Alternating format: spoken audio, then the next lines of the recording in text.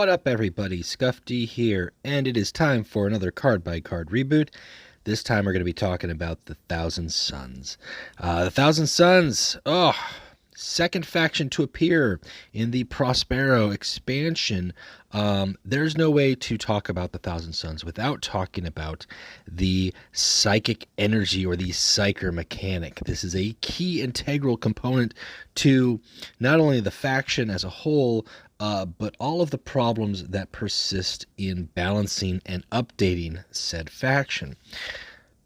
If you have not played a Thousand Suns opponent yet, you'll quickly find that when you're playing a psyker opponent, each unit that starts the turn in play, which includes Warlords, generates a psyker value. Some don't have any psyker ability and you're not going to get anything from them, but this value goes into a tank of energy. It's a secondary energy source. You can then use that energy, indicated here by that purple little 2. You could use 2 points of that, for instance, for that troop to draw a card. Or for a Warlord, you could use 2 pip to give precognition to a friendly troop. For Raymond, for example. So basically, his ability generates Psyker 2, and every turn he has the option to give precognition to at least one friendly troop. The psychic energy pool has no cap. The psychic energy pool can grow throughout the course of a game, allowing opponents to utilize certain high-cost psyker cards later in the game, as well as combinations of psyker cards through the use of reflection. That's where you play a card and it goes back up into your hand. So those are 2 very big components to it. The problem that was immediately evident with the release of the faction was there were too many troops who had psychic energy, who had psyker, who created psyker values, did it too quickly, too easily, and that made those late game cards and combos just ridiculous. Just ridiculous as far as what they could do. Not to mention many of the other cards that existed in the faction in their initial state were just super overtuned.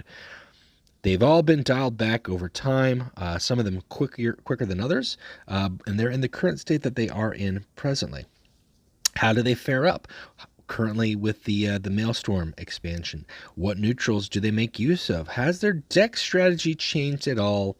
We're going to take a look at all that today. We're going to go card by card. We're going to start with the Warlords.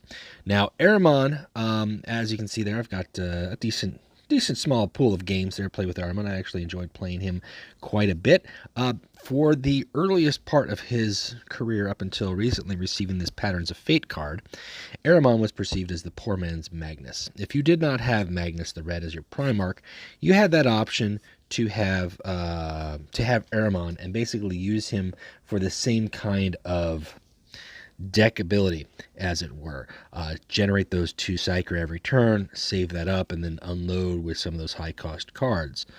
But then he gained this Patterns of Fate card, and this, honestly, for me, this didn't change my deck setup for him at all, although it did allow for a much interesting mid to late game strategy. Patterns of Fate allows you to display 3 troops or tactics in the enemy's hand. You get to choose one of those, and you reduce its cost by 4. Now, if you play this at 4 energy or 5 energy, theoretically, you could play a card, a high-cost card, well before your opponent plays their high-cost card version of it. In addition to that, you actually also get a peek at other cards that are in their hands. So even if you're not getting the other cards, you know what they are. If you see a hard removal and a troop and some other card in there, you may not want that troop because the hard removal is going to just get rid of it, but maybe you do. Or maybe you want to get that hard removal option, so you've got it. So your opponent has a way to, it just messes with the opponent's mind, and the fact that you're reducing the cost of it significantly is huge. A cost reduction of 4 presently in this game is only possible through the likes of Saul Tarvitz comboing with other cards such as Supply Lines and then Tactical Brilliance. There's no other comparison. Everything else, typically, it's cost reduction of 2 at the most. So that is a huge value there, guys. Saul Tarvitz can do it for 5. Raymond for 1 card can do it for 4. It's a little bit more limited, but early on in the game, you can just dominate if you get a card that your opponent doesn't want you to get. In addition to that, he has that ability to give precognition to a friendly troop into your next turn. This is often overlooked or overshadowed because when you give precognition to a troop, your opponent can't attack that troop, which means they'll just attack airmen. Or if there's a front line, you don't want to give them precognition because then your opponent can just attack airmen. So there's some vulnerability there. However, in really smart play, either early game, mid game, even late game, being able to throw precognition on a troop that has got 3 health, 4 health, forcing your opponent to either play tactics or deal with the fact that that troop is going to survive is big. Playing the Jubok Star side on turn 2, giving it precognition, now your opponent has to play a tactic to get rid of it. If they cannot flank, they cannot fast, it eliminates that strategy altogether. And then you're gaining the value of whatever troop it's such as Jubok, Alpha Theta, whatever it is. Precognition is a very strong ability to have, but if you're putting it on cards that you're also saving to attack, such as Cost Beater, or something like along the lines of like a higher vehicle, if you want to go that way, learning Hydra, even a Helios Mortar Carrier, which is very susceptible to flanking troops, it suddenly isn't. It's suddenly protected, and it's going to do its damage. Amon himself is a very solid warlord. He was, to begin with, he was very underplayed because, as I said, often once people got Magnus, they just, why play Amon? Why play Amon? I'll just play Magnus. The Patterns of Fate card really give you some options there, some reasons to play Amon now. But his style itself is still kind of along the lines as far as Magnus. The difference is how he gets to that late game. Now, Majestis Amon, on the other hand, has a totally different style. And again, I've got some healthy games in with him. I've put up deck lists for him as well. And I have a lot of fun with Amon. Amon's ability is very different. You're paying 2 psychic energy, you're revealing a random card in the opponent's hand, and unless it's a Reckoning or a Whispers card, you're getting a copy of it in your hand. If you have the initiative and you're going first, that means that you have the potential to play those cards before your opponent. At the very least, it lets you get copies of cards that your opponent has to combo with cards in your hand. It just gives you options in the same way that Jubok gives you options, in the same way that a lot of the Orphans of War cards, anything that's creating things, you have a free card creation. Now, the big thing with that is knowing when to pull back from his ability. And I kind of go into this in more detail with my Majestis Amon deck list. But you have to know when to pull back from using his ability and beginning, kind of cushion yourself with some defensive psychic energy for some of the tactics. He doesn't have to go so hard into the psychic tactics because he's using cards to really, from your opponent's hand, ideally to frustrate your opponent and just kind of build on the strategy that he's got. Very solid warlord. He does very well. He can be very frustrating. A lot of people don't like to place him because nobody likes facing off against their own cards. But there is a strategy to using him, and he's just not a brain dead, I get a free card copy. Yes, he does. You have to know when to use that. You have to know when to play those cards, and you have to know when enough is enough and when to switch up tactics. Now, Magnus the Red is the big guy. He's the Primarch. He's the one everybody wants. He has gone under some iterations. I think he's undergone 3 changes. Initially, he had this Psyker 2, and then for his ability, he could pay 2 to either deal 1 to 2 damage, or he could pay 2 to give shield to a troop. I don't even know if it was a troop. I think it was just a friendly unit. So he could even just give himself shield. And that wasn't shield to the end of turn. That was a permanent shield. And late game, that made for just lockdown decks where he would bring out a big nasty troop, give it shield.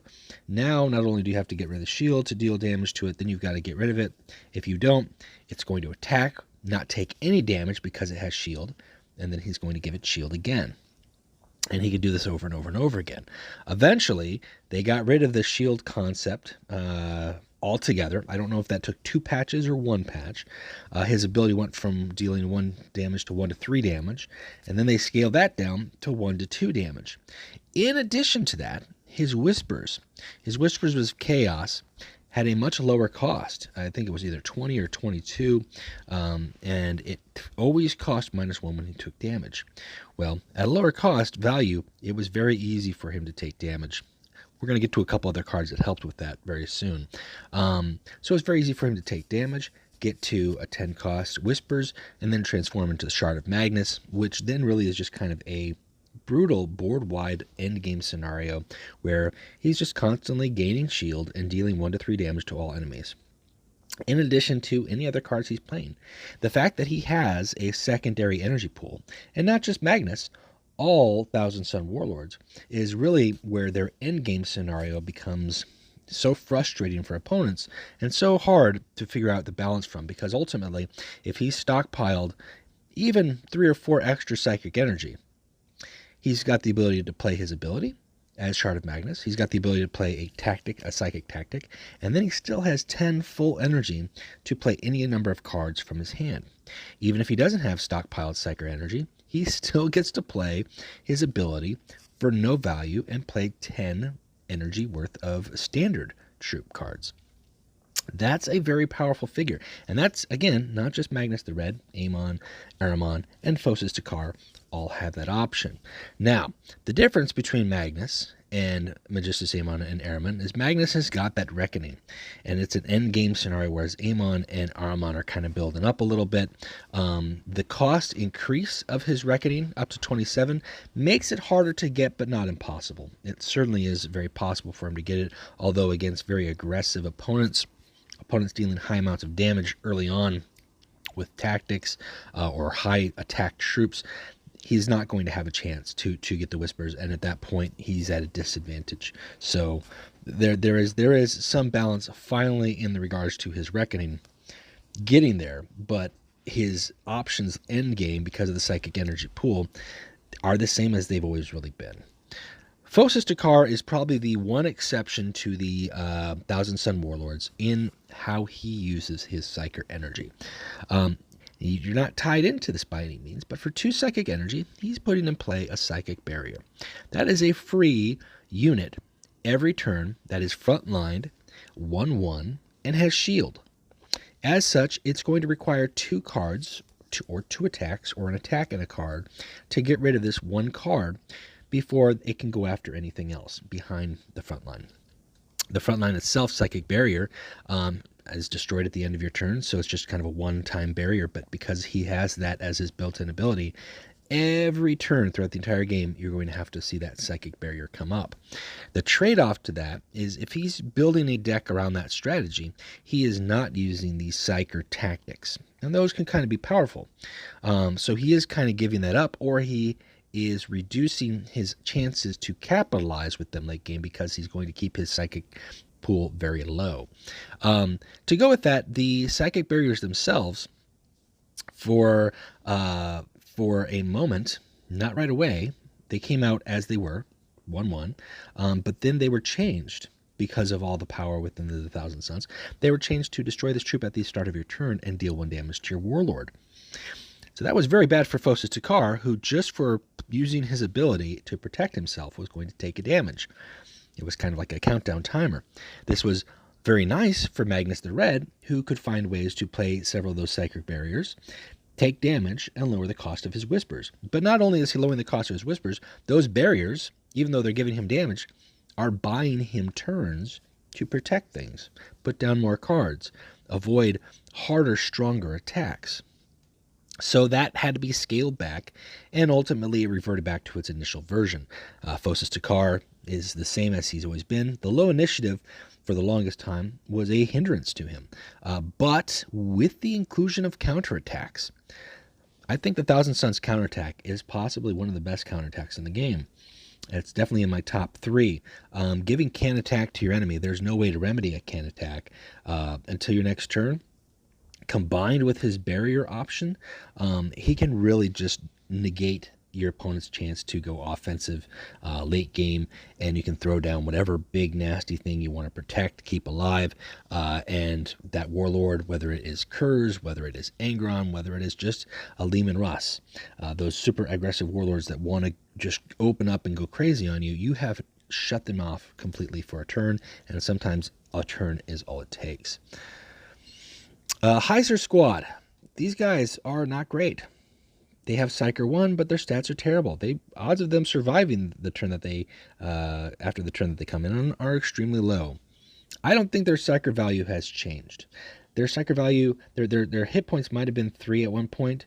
A lot of the Thousand Sun troops took significant hits to try to mitigate and offset the psychic energy pool. So as a result, you're going to see that when we're talking about these. Empyrean Purpose creates 2 random psychic powers in your hand for 2 energy. This is a decent card, especially if you don't have a large collection of Thousand Sun cards, or you want to open up your options early game to mid game, using it with Airman, using it with Amon, just to kind of be like, okay, these are some tools I can use down the road. You might get something like an Astro Warfare, an Ashen Blow.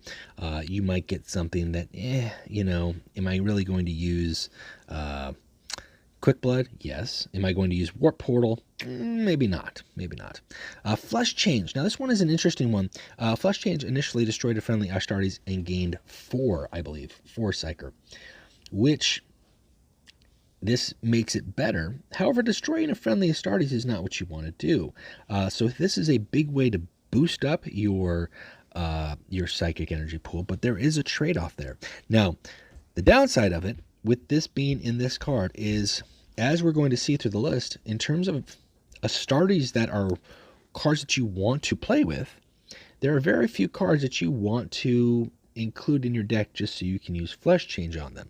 One such exception might be the Calmex Squad. They come in, they're very cheap, they're disposable, they're not going to do anything for you except maybe take some fire away from your Warlord, but they are giving you 2 psychic energy right out the gate. You could, for 4 energy, drop these 2 guys, gain 2, Flesh Change them. You now have 7 psychic energy, and that is enough to unleash a few of these psychic energy tactics. Late game, if you've had a stockpile of psychic energy brewing, that could be enough to really wrap up the game. So that's kind of where Flesh Change sits in. If you're building that kind of style, you have some disposable Astartes, but the faction as a whole doesn't really reward that. You want to have, for the most part, the Astartes that are good and worth having, you want to keep in your deck, or they're higher cost, where Flesh Change isn't a fair exchange. Pie Salmon Squad. Now, these guys are really good in events, and as a whole, the Thousand Suns are good in events because of their 2 energy purpose. But I like these guys in events because they have the ability to deal free damage. They're going to take away a little bit. They're only generating Psyker 1, and to use their ability takes 2 Psychers, so they're actually depleting the pool to use their ability. Early on, they were a 1 Psyker and a 1 energy, or they were a 2 Psyker and a 2 energy. It was an even exchange. This one kind of sets it back, so it's not a fair exchange. However, for a turn, if you use Ahriman to protect them with his precognition, the next turn you're going to have 3 Psyker. You're going to have either free damage, or you're going to just have a way to save these guys again, and you're banking up. You're only banking up 1 at a time, but banking up psychic energy is a decent thing. They're not bad. I prefer the Prohotpi Recon. I don't know how you're going to pronounce that, but I like that just for the fact that you're drawing a card. That's really good. Their stats are terrible. I think their stats were always a 1-3, but their Psyker used to be 2. Again, higher Psyker values, so there was an even exchange for what their ability did, and then for free, instead of these guys attacking, which why would you attack with 1-3? You'll just get a draw card. And the Thousand Suns, now's a good time to mention, this is a combo-oriented faction. This is a faction that operates and needs to operate, especially late game, with a lot or several key cards in hand. And that is why their strategy is delaying, blocking, denying, and then hitting into that combo overdrive, both with psychic energy cards as well as their standard energy cards. So being able to draw cards is good. These guys are still good in events as well for that ability, and often early on event decks don't have a whole lot of ways to deal with a 3 attack, so at the very least you're going to draw a card or you'll just gain 1 extra psyker, but in standard play they're not worthwhile. I also don't like scrying. I love the artwork here. I love the artwork. This picture of Amon, Ben Kingsley is often as what people call him, and I think that's an appropriate description. But Reflection, reveal a random card in your opponent's hand. If it's attacked, to create a copy in your hand. Reflection allows you to play it multiple times. You can get a copy in your hand. If you've banked up enough psychic, you can use it several times. I don't like that I just don't. It's random. It's a card out of my deck, and quite frankly, if I want to play with that card, I'll just play with the Warlord. That lets me do that every turn once. I just find that a better way to go about it. I'm not a fan of scrying, quite frankly. Now, Ankit Sect, these guys also had Psyker 2. They may have had a 4 health. I could be wrong.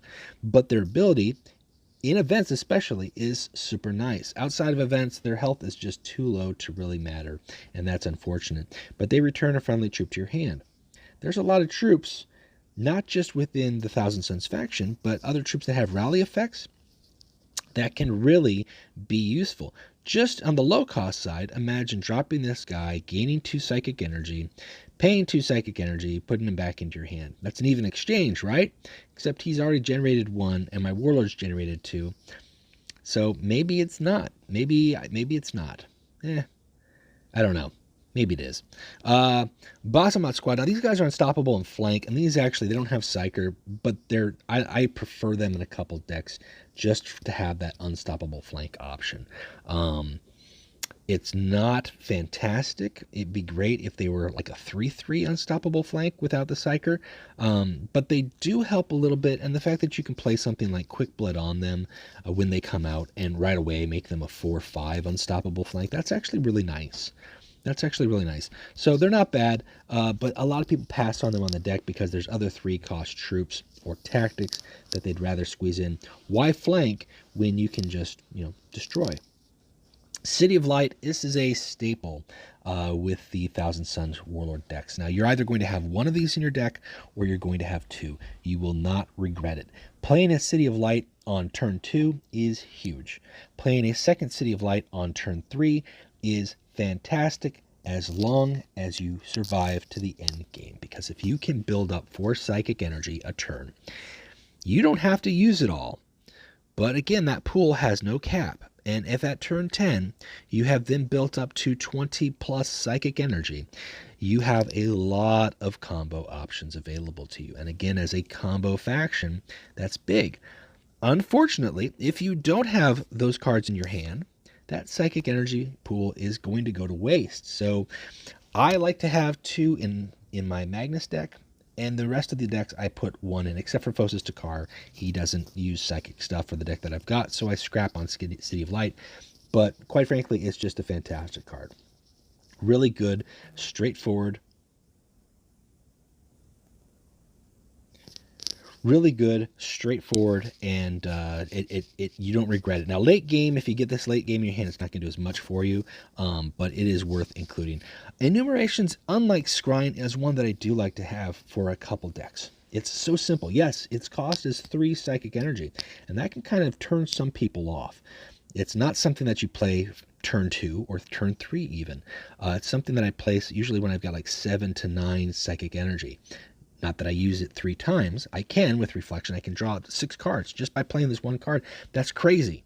I usually only use it twice in a row, but it gives me 4 cards in my hand, and because it's psychic energy, I then have whatever energy I'm on at that turn to play those cards from my hand.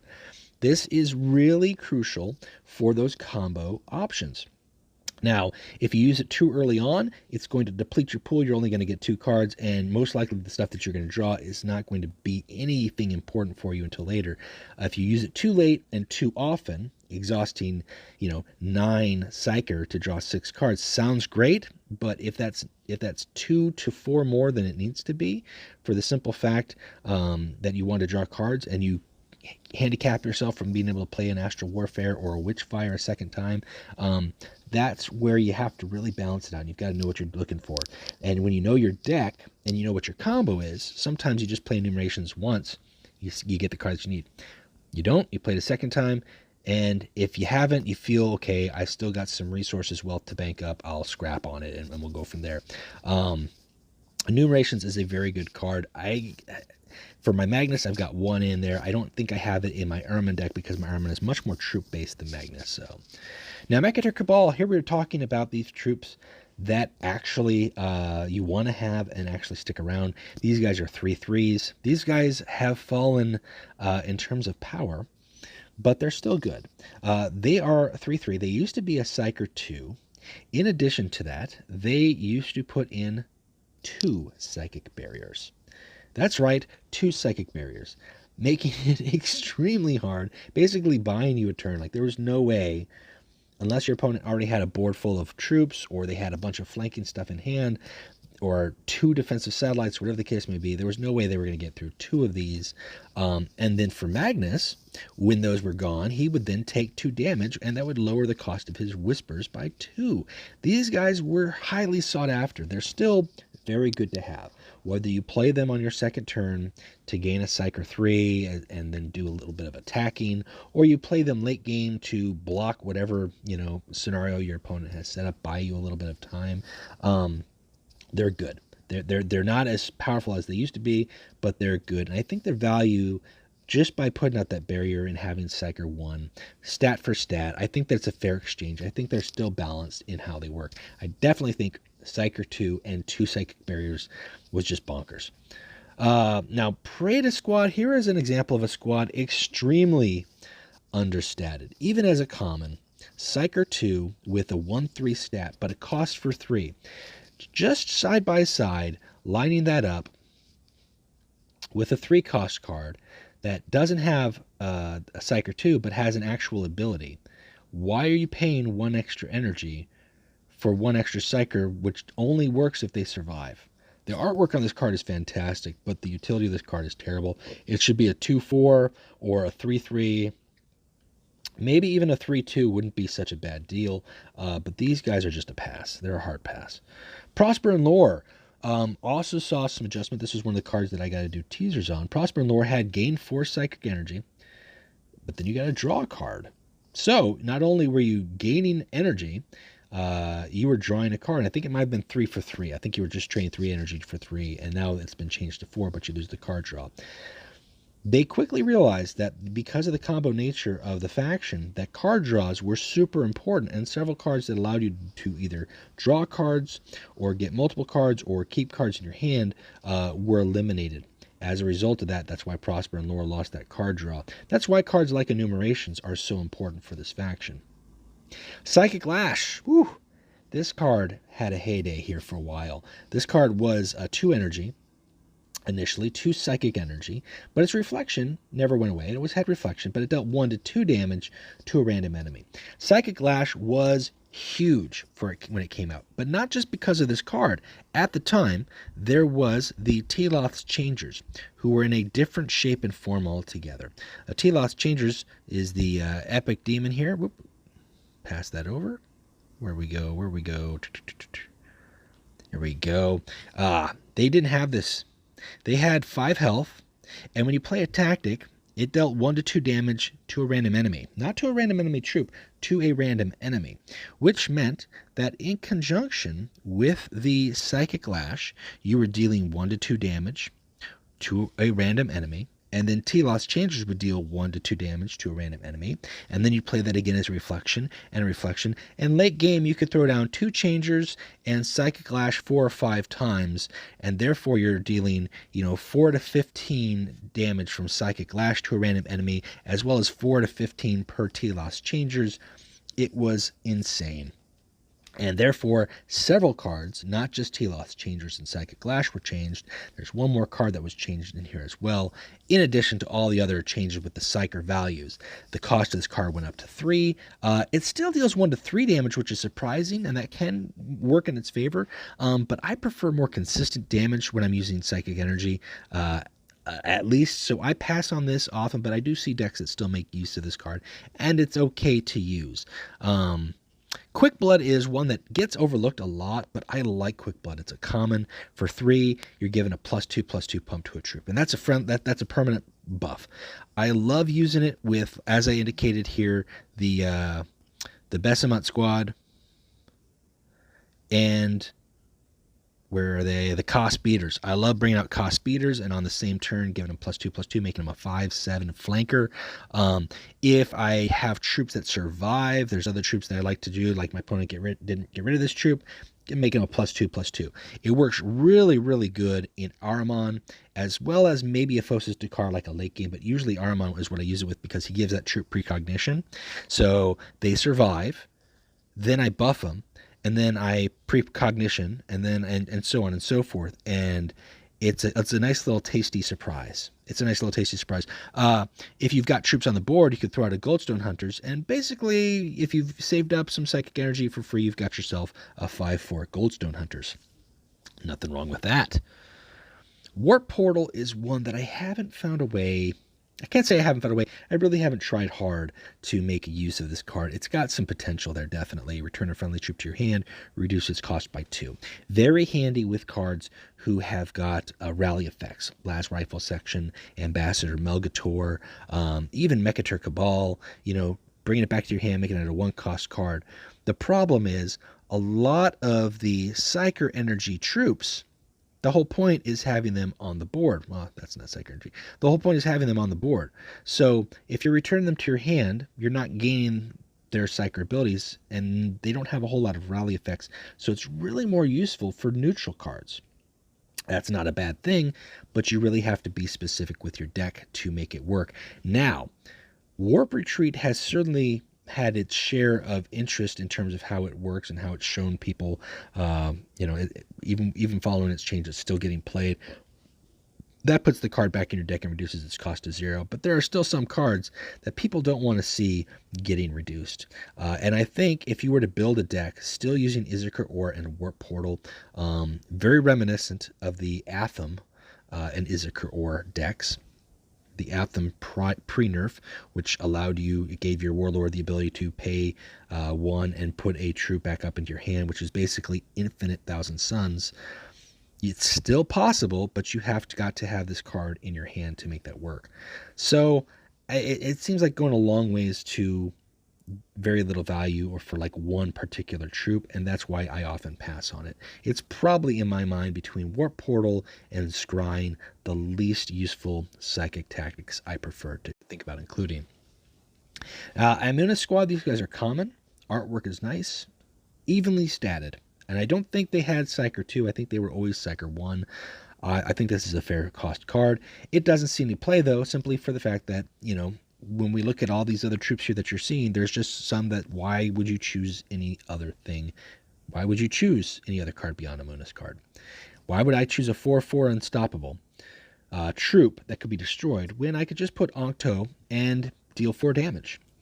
Whether that's to a troop or to a warlord. Let's talk about Octo, shall we? Octo has gone through a couple iterations as well. This card was just overtuned again. It dealt 4 damage, and if you had no troops in play, you return this card to your hand.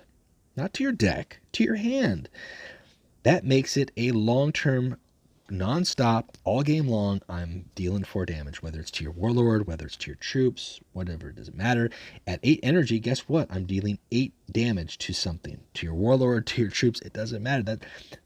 The event games, as well as ladder games with 1,000 Suns, really came down to who has Octo first. Do you have Octo? I have Octo. I also have Octo. And it was crazy. So then they changed it. And then they had it, if you have no troops in play, return this card to your deck and draw a card. What's that? Draw a card?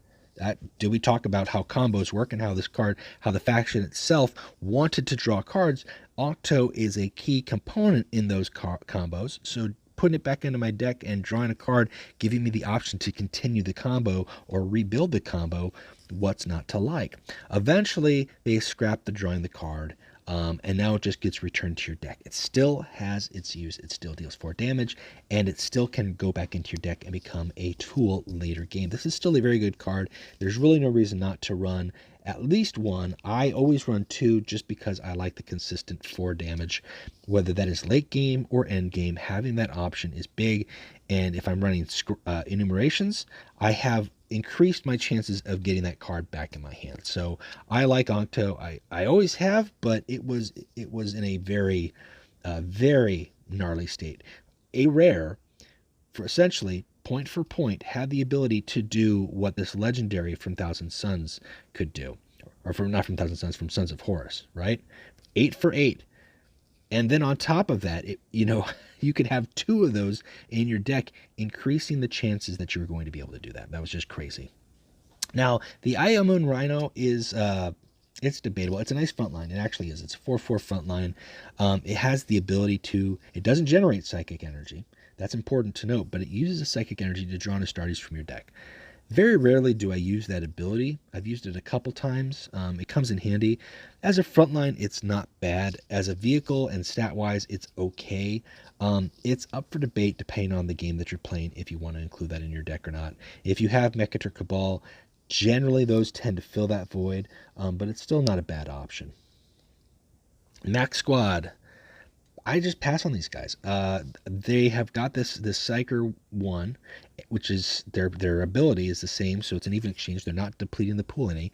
They gain +1/+1, but they don't get act again, and that means that they have to survive a turn to use their ability to buff themselves, and then they're not attacking, so then they have to survive a turn to buff themselves again. It just seems like you're throwing a troop out there to not do anything with, and I would much rather do something with my troops. So that's why I pass on those guys. They're just not fantastic. Panther Dust is probably one of the cards, the key cards that people who are facing off against Thousand Suns hold their hard removal for, because he has precognition built in. That's a permanent precognition. In addition to that, he has an amazing heal to your Warlord. He has an amazing heal because it costs psychic energy. Again, not coming out of your energy pool, healing your Warlord or a unit, including himself, for 3. Late game, as a precognition unit, you can use him to attack. Early game, you can use him to keep your Warlord or a key unit alive, as well as just generate some Psyker value. If you're between your Warlord and him, you're generating 3 Psyker, but you only end up using 2. You're making more than you're using, and that's a good place to be. Witchfire is a solid tactic. I think at one point it did do 3 to 5 damage, and it was scaled back to do 2 to 5 damage. It still is pretty consistent for what it does. For 4 psychic energy, you're dealing enough damage normally to take out a target that you want to take out, and that's worth it. I think most Thousand Sun decks should have 1 Witchfire in their deck, whether they're comboing or not.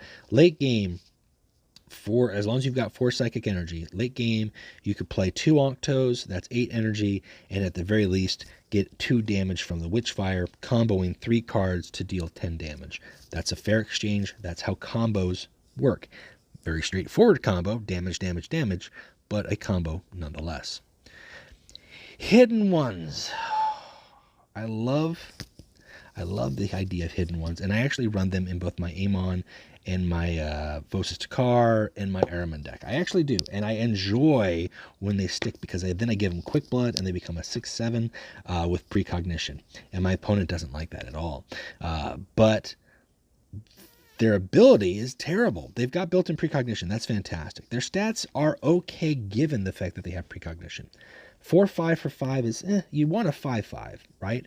But because they've got that precognition, that's okay. They can be bounced by Ambassador Melgator. They could still take a hard removal, but then normally that's an even exchange.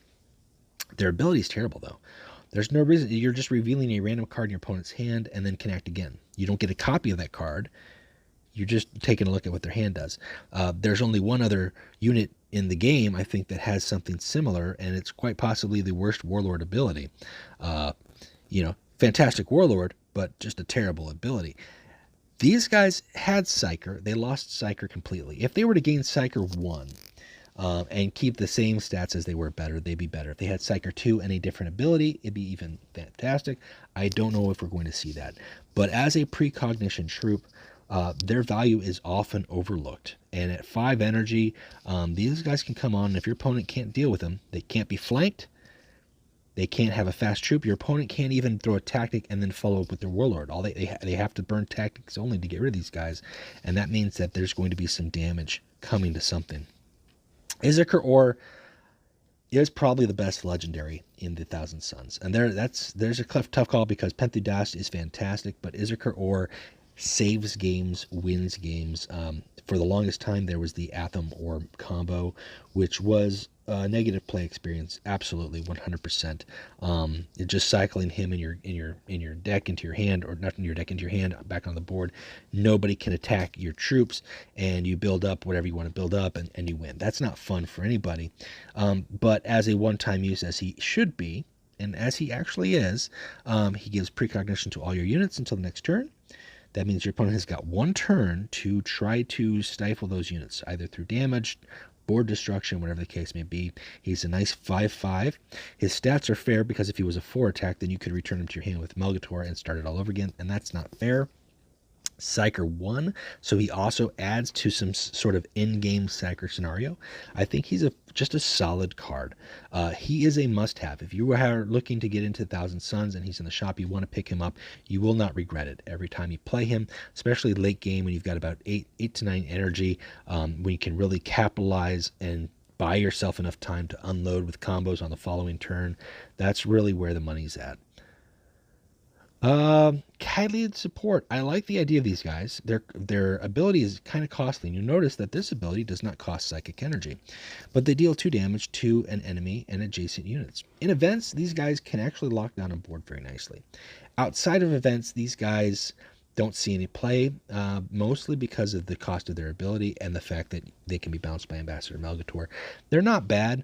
Early on, I think maybe low-level games, Mars, Prospero, Calth might see these guys use more, but eventually you're going to replace them for other 5 costs, like the cost speeders. Fantastic rare. Any unit that can flank is good. If it has flank and cleave, that's even better, because not only are they ideally taking out a unit, they're potentially taking out 2 units, depending on where that unit is positioned in the health of those other units, or at the very least, they're dealing damage to your opponent's Warlord, which is really what you want to be doing the entire time. As I mentioned, giving them a quick blood out the gate just makes them stronger. And with that 5 health, it's very likely that they're going to take out what they want to take out, still stay alive, and now your opponent has got to deal with these guys or run the risk of them not only attacking again, but also cleaving again. So very nice. Some people run 1 of these. I like to run 2. I don't regret running 2. I think that second one sometimes can surprise folks. A very nice card. The Book of Magnus is not needed for every deck, but for Magnus decks that utilize several of the higher cost psychic tactics, which we're going to be getting into very soon here, this is important because this is not only getting those cards back into your deck that you've played, then you get to draw 3 of them from your deck. And if you know what your deck is consisting of, I've got 2 Astro Warfares, a Witchfire, and Enumerations, just an example. Or I've got 2 Quick Bloods and an Astro Warfare in my deck, and I played a Witchfire. I'm going to get that Witchfire back, and then my odds are I'm going to get 3 of those cards, hopefully 1 of each, and I'll get what I need to get to end the game or to play this next combo.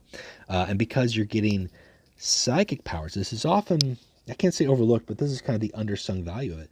Because you're getting psychic powers from your deck, at 5 energy, it's entirely possible that you are getting those psychic energies from your deck and you have psychic energy to then play them that turn. If you don't, you play them the next turn, that's fine, or at the very least you've stocked up your hand with some bolstered tactics. But the options to use the book and use the cards that you drew with the book in the same turn can be crazy and does a lot of swinging. At 5 energy, if you drop that Ashen Blow and destroy the unit that is right there on the board that you want to get rid of, not only were you lucky to draw it, but that's a fair exchange, and your opponent is going to be extremely frustrated by that. Again, combos, cards working together, drawing cards and comboing. The Thousand Suns is a combo-based faction. Airman's Cabal. Again, this is another one of those troops that just doesn't do anything for me. I think they had a Psyker 2 ability. Their ability itself used to cost 1, I think, or it just gave it reflection. No, okay. So their ability itself cost 2 energy. It gave reflection to the next psychic power you played this turn, and that was it. Now you gain that Psychic 2, so it's weird, right? You're paying 2 energy, you're converting your energy to psychic energy, and then you're gaining reflection to the psychic power you play. That it seems on the surface like a good transmutation of energy, but they're not doing anything with that. Like if you don't have a psychic power in your turn, you've just got a 5/6 troop with Psyker 1, might I add, as an epic. That's not doing anything for you. They're not creating a psychic troop they're not creating psychic power in your hand. They're not giving you more. You're not paying 2 energy to get 3 psychic energy. They're not, they don't have precognition or ward. It just feels like this card is trying to do 2 different things and then in conjunction with its cost doesn't make sense. And I don't see these guys at all.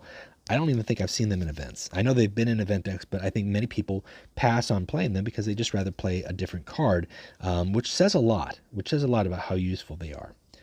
Ash and Blow, this is the hard removal for the Thousand Suns. A lot of people get frustrated with this because you can play it on turn 3, but that costs you 3 turns worth of banking up that psychic energy. There's a reason why it costs 6. Because if I play it at 3, it's going to take me 3 more turns before I can play Ash and Blow again. At the lowest, at the longest it could take. But straight up hard removal, you're not drawing cards or anything like that. It's straightforward. It does the job. It's a great card. I think having at least one of in every deck is important. Again, Phosis to card is the only exception. I don't run Ash and Blow in. Mab Diet Hyzer is another one of these ones where they got changed. I think its ability initially cost 1 psychic energy, and then it gained +2/+0 and lost can attack, and then could act again. Thematically, this is a very cool idea that it is this battle automata that is activated by psychic energy and comes into service and being and comes to life and attacks. But otherwise, it's not. It just is not just a card that's like pass on it. It's got 8 health, and you can pump up its attack a little bit, but otherwise it just sits there. And maybe you don't want to spend that psychic energy because you want to play Ash and Blow, and then you've got a 5/8 that can't do anything. It's not even a front line. It just can't attack. So pass on it. Sect Terminators, fairly stacked. They haven't changed. Their stats actually remained Psyker 2. But because they've got that 4 attack at 6 cost, it's really kind of offset because they can be returned to hand.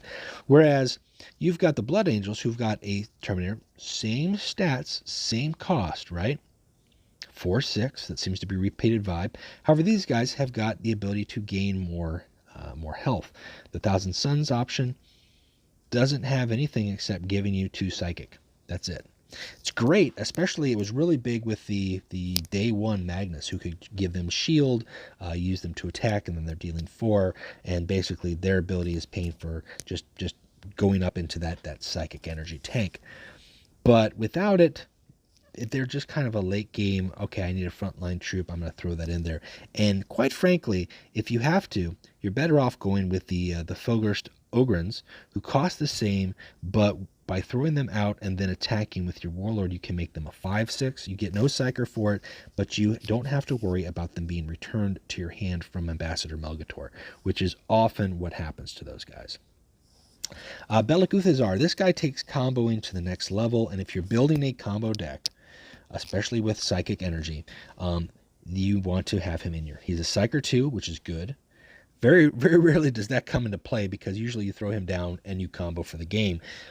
While in play, your psychic powers have reflection. Remember that Witchfire? This is what wins the game right here. If you have 20 psychic energy built up by the turn that you put in Guthazar, you have the ability to do 10 to 20 damage. That's pretty telling. Or 10 to 25? If I've got 20, I can do it 4 times. 8, I'm sorry, math. 8 to 20 damage. That's enough to win the game, not to mention any other attacking that you're doing. Another thing that you could play at 10 energy with Guthazar is you could play Guthazar, you could play a Goldstone Hunters, and then, as I mentioned before, you could Quick Blood to your heart's content and buff up that Goldstone Hunters. Or maybe you've got a troop in play already that you want to buff up with Quick Blood. Or maybe you just want to play Astro Warfare 2 times and deal 4 to 10 damage across your opponent's board. It's devastating. Guthazar is a powerhouse. Now, as a result, he costs 7 energy, and again, it is a niche build. If your deck is not building for those combos, there are a couple Thousand Sun builds who don't need to do that, then he's just kind of a big body at the end. He doesn't have a rally effect. He doesn't have anything immediate. If you're not playing with psychic powers at all, then he's a completely dead card in your deck. It doesn't do anything for Phosis to Car. But if you want to see what rapid fire Witchfires looks like, he is fun to play in game and often helps win the game there. Kagari Dreadnought. These guys, I like them in events, and I don't think they had Psyker. I don't think they ever had Psyker, but they gain +1/+1 when you play the Psychic Power. Well, We just talked about Guthazar, but remember the old Psychic Lash? What if you played that 2 or 3 times and buffed him up to, you know, an 8-9 or a 9-10 as a vehicle? Not to mention the effects of whatever psychic ability you played. This guy then can just come in as a Dreadnought and lay to waste. He's not bad. There's one more Dreadnought that I actually liked better than him. But let's talk about Horned Raiment really quick. It's up for debate if this is the worst legendary currently in the game. It's not fantastic. In stat-wise, having your Warlord, in stat-wise, having your Warlord gain shield as a relentless every turn is fantastic. It actually can be really frustrating to your opponent, especially in the long game. If you're playing an attrition-style game, it can be frustrating. But at 7 energy, this card doesn't do anything for you the turn that you play it. So you're giving your opponent a free turn to do lethal, to play more cards, just so you can gain shield on your next turn. So playing this card is a gamble in of itself. If this had the ability where it was give your Warlord shield and relentless gain shield, this card would be an immediate auto-include just for 7 energy. Shield when you need it, as well as permanent ongoing relentless shield. This card also doesn't see a lot of play in Magnus decks for the simple fact that, as we talked about, his Shard of Magnus is always going to gain shield. So why, if you're going to Shard and gain shield, do you need a card that's going to give you shield? So the value of gaining shield when you already have the ability to gain shield from your Warlord, there's no point. You'd rather have a card in your deck that's going to give you something immediate to play, whether that is a troop or another tactic. Again, theoretically, it could be very strong, but you're giving up so much. At 7 energy, that is a huge turn in a lot of games where big, heavy characters, troops come out, multiple tactics get played. Losing any momentum just to defense up is a big shift. A better option for the 7 energy play is generally to play a troop or 2 or a tactic or 2. If I could play, Octo, as well as just Mechater Cabal, that's a better 7 energy play. I've done 4 damage. I've also turtled up with a troop and a front line with shield, and I'm preparing myself for an offensive on my next turn. So Horned Raiment, underplayed for a reason in my decks anyways. Astro Warfare, again, this card is this is a staple. There's no denying it. This card is a staple in the same way that as an early player you play Defensive Satellites or Artillery Strike. Widespread board damage. And the fact that it does 2 to 5 damage, that's a nice threshold for 8. But the big selling point is because it is psychic energy. As we've mentioned before, that double energy pool allows you to play Astro Warfare, and then you get to play whatever energy you've got in your hand for another Defensive Satellites, Artillery Strike, a troop, Helios Mortar Carrier, 2 troops, whatever the case may be, 2 Octos. This card in itself, 2 to 5 damage is fine. But then you throw on a Defensive Satellite, making it 3 to 9 damage to each enemy. Huge, big difference. What if it's at 10 energy and you play Astro Warfare and 2 Defensive Satellites?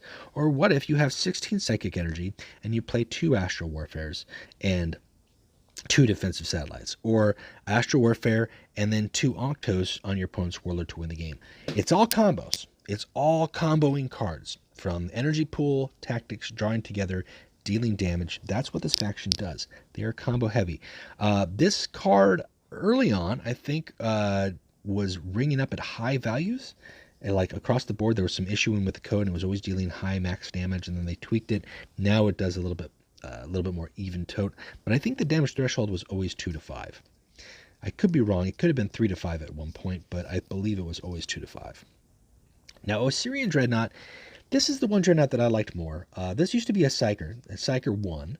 Wasn't a lot, didn't have to be Psyker, but I mean, he is a Psyker.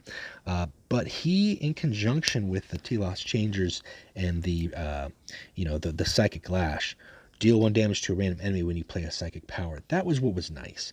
I think when they changed both the Psychic Lash, Telos Changers, all of the Psyker energy in the cards, they hit him, and it felt unnecessary, because I would have rather have him still keep that Psyker value and play him late game With the Psychic Lash, that's 2 to 3 damage to a random enemy between his ability and that still works out very well. But losing that Psyker value just felt like overkill, and it's unfortunate. He can drop out there. The Scarab Occult, these guys work well in event decks for sure. They're frontline. They're a very beefy frontline at 5'8". And these are an example of using psychic energy and then acting again. So you're going to get something out of it. If you cannot get rid of these guys on your turn, and your opponent has got 5 or 6 psychic energy at the start of the next turn, they've just made these guys a 6'9" or a 7'8", or I'm sorry, or a 7'10" front line that can then attack. They were overcritical or over useful with Magnus giving them shield, and they had Psyker 2, and so they've scaled them back to Psyker 1. They increased the cost of their abilities to 3, but they still can be very powerful. The problem is a high cost card. With Frontline, they are vulnerable to a few things. They're vulnerable to Conqueror, to Breach, to anything that destroys frontline troops or just destroys a troop. They don't have Ward, they don't have Survivor. So you do have a little bit of trade-off there. But as a whole, they're not a bad card to have. They could very easily be a closing themselves. Again, another way to combo your Psychic Energy with a troop. Eternal Guardian is just nasty in theory as far as what they can be. Big nasty Leviathan Dreadnought, and then they've got built-in hard removal. Now their hard removal is 1 less than what an Ashen Blow costs. It's actually, instead of 6, it's 5. You'll note that they're Psyker 1, so I mean they're going to be depleting the Psyker pool by using that ability. But the fact that they can act again in 1 turn if they survive, they can destroy your opponent's board. Or just the fact that they're on the board, your opponent cannot put troops out because they're going to get destroyed. If they aren't destroyed by his ability, they'll be destroyed by his attacking. And the fact is, he could use his ability, destroy a front line, and he can act again and then attack your opponent's Warlord. He's not bad to have for 1 in your deck. You know, theory crafting, a lot of people thought, well, what if I use like Desperate Defense with Eternal Guardian? And in theory, that seems nice. They're a very strong vehicle, but you got to still have Psychic Energy to make them worthwhile. And they don't have Frontline. Desperate Defense would give them Frontline, but they don't have Survivor, they don't have Ward, so you've really got to watch what you're playing with that deck to make that work. And then we've got a troop here, the good old classic standby 10 cost Land Raider. 10 for 10. Stat-wise, it's appropriate. If you have no other troops, it gains Frontline. That's it. Pass. This is not worth playing at all. Again, this is an example of playing a beefy card purely for defense. There's no offensive value here whatsoever on the turn you play him. On the next turn, sure, he has a 10 attack. That's fantastic. But the turn that you're playing him with, you're turtling up. And as I've shown, there are cheaper ways to turtle up, especially as you get a few of the higher rarity cards. There are cheaper ways to turtle up, even just with the 6 energy frontline as opposed to a 10. And then that extra energy allows for you to continue to play more cards. That's important to note. With a combo deck, with a combo faction, you have got to be able to play multiple cards. And that's one reason why these higher cost cards are so underutilized, because if I can play Eternal Guardian, that's great, but that's all I'm playing that turn, unless I've got like a Witchfire or something like that. Whereas with Belak Guthazar, I can play Belak Guthazar, I still have 3 energy left over to play another card, then I can play all my psychic stuff. With a 5 energy, I can play 2 of these same cards and then Psychic Energy. You want to be able to play multiple cards with a combo faction oriented style. That's how you get the most out of that faction. Now let's take a look at some of the neutral cards that can really benefit this card that we see a lot of with the Thousand Suns, or why they're so important. Now Kaiser Lane is nice. Just in general, he's just a good one. But actually, Farron's Militia with Ahriman can be very frustrating to your opponent, forcing them to use a tactic on this little 1 health troop.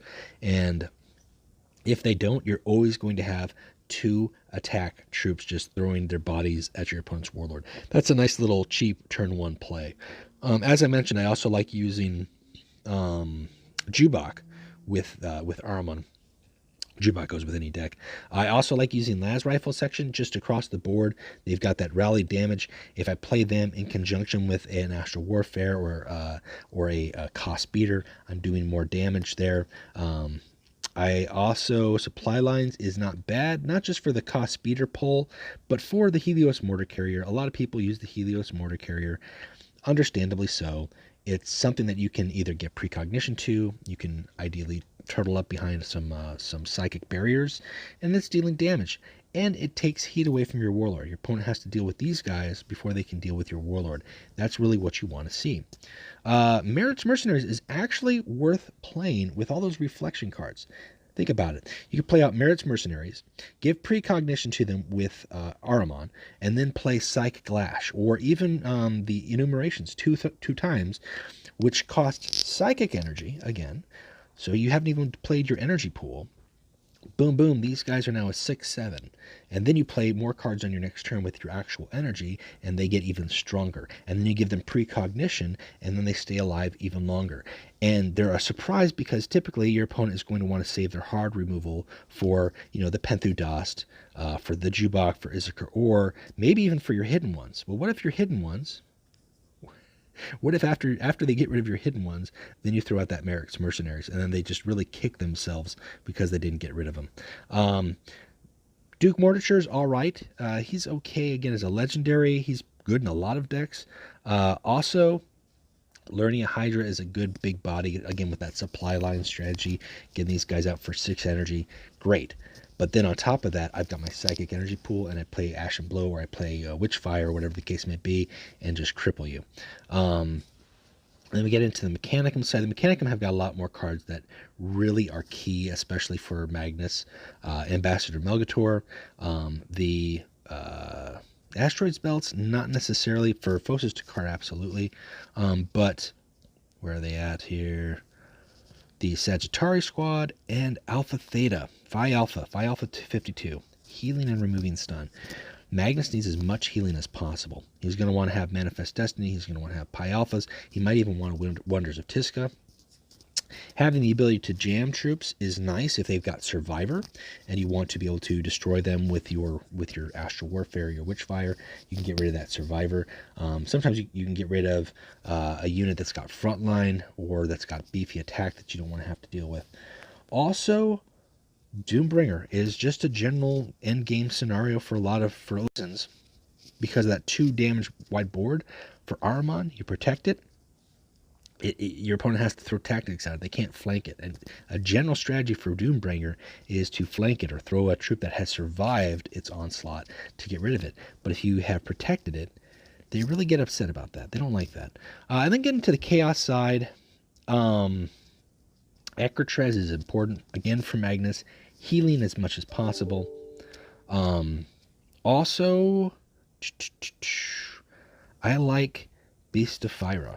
You might say, why Beast of Fire? They've got maintenance too. Again, we go back to Quick Blood. I can Quick Blood these guys. What if I Quick Blood them 2 or 3 times, and now I've got, an 8/9 with Bloodthirst. I don't care about the maintenance. Maintenance doesn't affect my Psychic Energy pool. That's really powerful. To go with that, on that psychic on the demon note, Battleflies is all right, but really you get into the higher cost demons, right? You get into the demons like Sofpek. He has maintenance 4, so your lower energy is going to cost you, but you can play your tactics for 0, which includes your psychic tactics. Or you play Father Decay to bring back some of your psychic troops. Maybe bring back Panther Dust 2 extra times.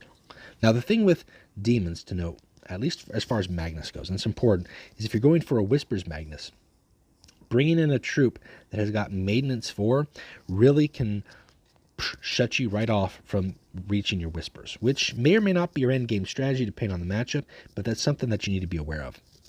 You might be at 10 Whispers energy, but if you bring in Sofpek, you now need to have 6 Whispers, and taking that extra 4 sources of damage could be enough that it's going to lose you the game. So do keep that in mind. Also, as I mentioned in my Phosis to Car video, Slayer of Worlds is an auto include. Getting the Slayer of Worlds in your opening hand with Phosis Dakar, knowing that every turn your Psychic Barrier is going to expire and die and drop the cost of his value, not to mention any other troops that are dying throughout the course of that game. Very easy to get a 0-cost Slayer of Worlds in that matchup. Sabotage on him, and then you have a 15/15 body that you can also put behind a Psychic Barrier. It's really strong. A lot of people get, I can't say they get surprised by it, but you know they're not happy to see it. You know they're not happy to see it. So those are the options. I think the newer cards, in terms of this most recent set with Malevolence, the newer cards really haven't offered a ton for them. The cultists don't do a whole lot for the Thousand Suns. They're really tactic driven. You might say that like War Room has been beneficial. Supply Lines has definitely been beneficial. But really, a lot of their decks are operating with cards that came out of Prospero and Kalth. Maybe even just cards that came up before that. They're very neutral and key troop components.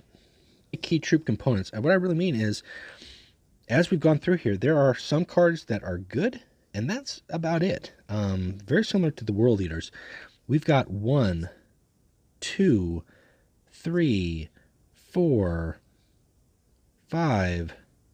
That's debatable, but most people don't include them, so I'll say 6, 7, 8, 9, 10. I'm passing on hidden ones because I like hidden ones.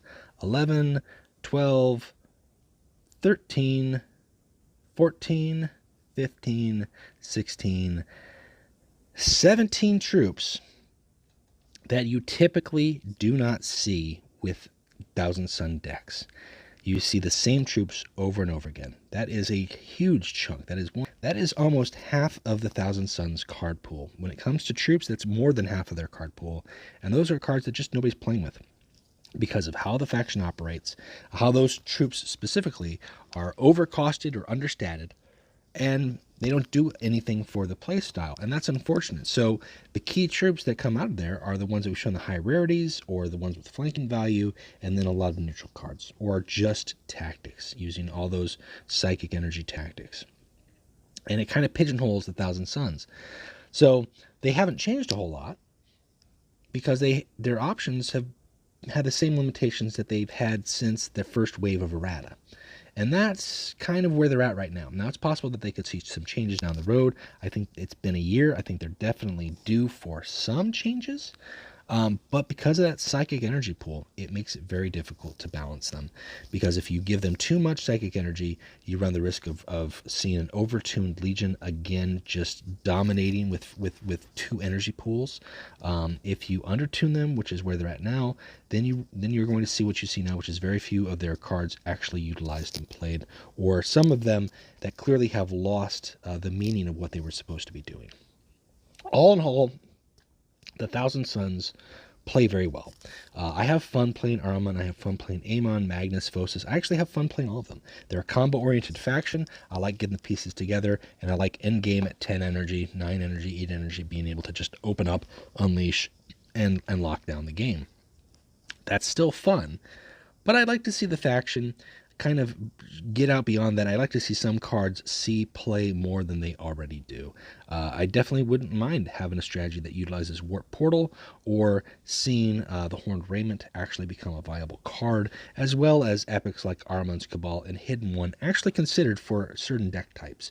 Again, I say use Hidden One. I enjoy playing Hidden Ones. I'll be the voice of the minority there.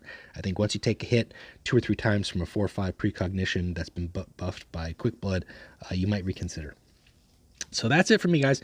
That is the card-by-card reboot for the Thousand Suns. Let me know what you think. Let me know how you feel about the Thousand Suns. Do you still feel the same way that you did that first month or two when they came out? Do you feel like they're due for some changes? Are there certain cards within the Faction Sun card pool that you would like to see improved? Are there certain cards in the Faction Sun card pool that you'd like to see go away? Let me know. Until then, keep playing Legions, and we will talk to you later. Bye.